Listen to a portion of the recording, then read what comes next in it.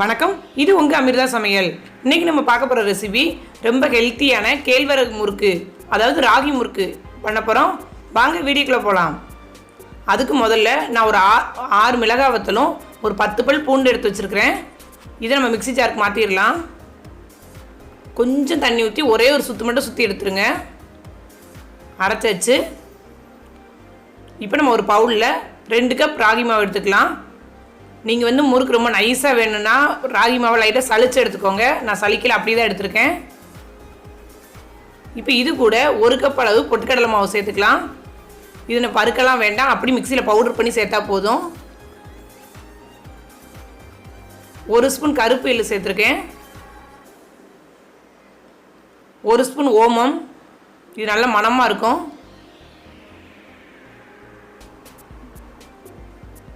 அப்புறம் 1/2 ஸ்பூன் அளவுக்கு பெருங்காயத்தூள் சேர்த்துக்கலாம்.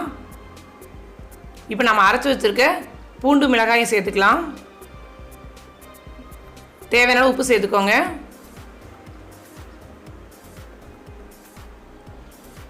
லைட்டாக பரட்டி விட்டுடலாம். இது கூட ஒரு 1.5 ஸ்பூன் அளவுக்கு பட்டர் சேர்த்துக்கலாம்.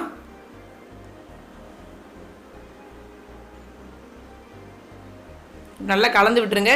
இப்போ கொஞ்சம் கொஞ்சமாக தண்ணி சேர்த்து நல்லா சப்பாத்தி மாவு பதத்துக்கு பிசைஞ்சிக்கலாம். பிசைஞ்சாச்சு.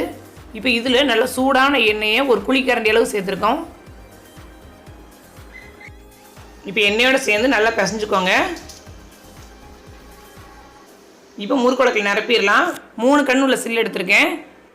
அதுதான் முறுக்கு பழி வசதியாக இருக்கும். மாவை நிரப்பியாச்சு. இப்போ நம்ம புளிஞ்சிடலாம். எண்ணெயில் டேரெக்டாக புளியாமல் இப்படி ஒரு கரண்டியில் புளிஞ்சு எண்ணெயில் போட்டிங்கன்னா உங்களுக்கு ஈஸியாக இருக்கும்.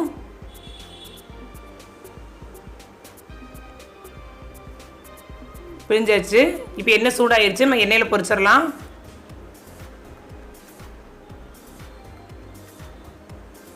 எண்ணெய் நல்லா சூடானதுக்கப்புறம் சிம்மில் வச்சுக்கோங்க.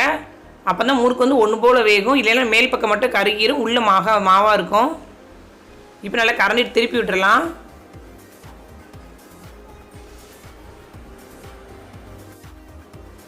முறுக்கு நல்லா வெந்துருச்சுங்க. இப்போ நம்ம அரைச்சி எடுத்துடலாம். ஒரு 2 நிமிஷம் கழித்து சாப்பிடுங்க. நல்ல மொறுன்னு இருக்கும். இந்த வீடியோ உங்களுக்கு பிடிச்சிருந்ததுன்னா லைக் பண்ணுங்கள், கமெண்ட் பண்ணுங்கள். அப்படியே கீழே இருக்க ரெட் கலர் பட்டனை ப்ரெஸ் பண்ணி அமிர்தா சமையலை சப்ஸ்கிரைப் பண்ணுங்கள். இந்த நாள் இனிய நாளாக அமையட்டும். நன்றி.